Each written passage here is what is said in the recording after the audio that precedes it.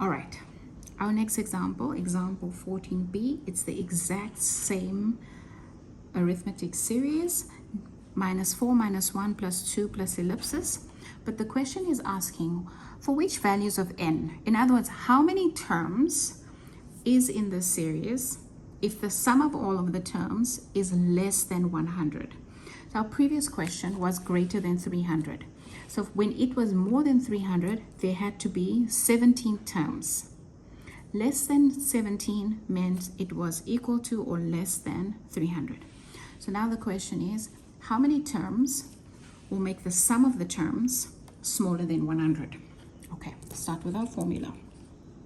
So we start with Sn is equal to n over 2, open bracket, 2a plus n minus 1 times d, close bracket. Substitute Sn, we're going to start with equals to 100. And that gives us n over 2, because we don't know what n is, multiplied by 2 times a. And a is still going to be -4 plus n minus 1 times d. Remember, it's the same formula, so d from above is 3. Now you are going to distribute, get rid of the fraction, add like terms. Okay, so let's do all of that. If we multiply by 2 on both sides, then this 100 becomes 200 is equal to m, open bracket, 3n, and I don't know if you remember, I'll do it again. Set up, computation.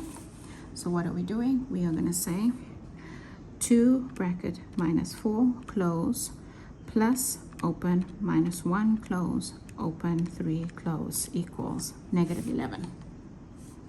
-11, and that should be the same as above. Okay, now what are we going to do? We are going to distribute, and we're going to move this to the other side. So to move it over, we're going to say -200 because it's plus 200. So distribute 3n squared minus 11n. Now take the 200 over, minus 200, so there's nothing on the left hand side. Again, you're sitting with your quadratic equation, so we're going to input this into our calculator. Equation 3, and we are going to say 3 equals -11 equals -200 equals x1 10,2, that's not a natural number, quadratic equation, -6,5, again quadratic equation. Okay, so let's write out our quadratic. N is equal to -b plus minus the square root of -11 squared minus 4 times 3 times -200, square root all of that, divided by 2 times 3. So n1 is equal to 10,20, rounded off to 2 decimals, and n2, remember the or, n2 is equal to -6,53, rounded off to 2 decimals. This one here is not applicable because it's a negative number. This one is also not applicable because it's not a natural number. So now the question is, which number makes the statement true? Again, we're saying that the S of n equals 100 if n equals 10,2. But we know it can't be 10,2. It can only be whole numbers, nothing after the decimal comma. So when is the S of n going to be smaller than 100?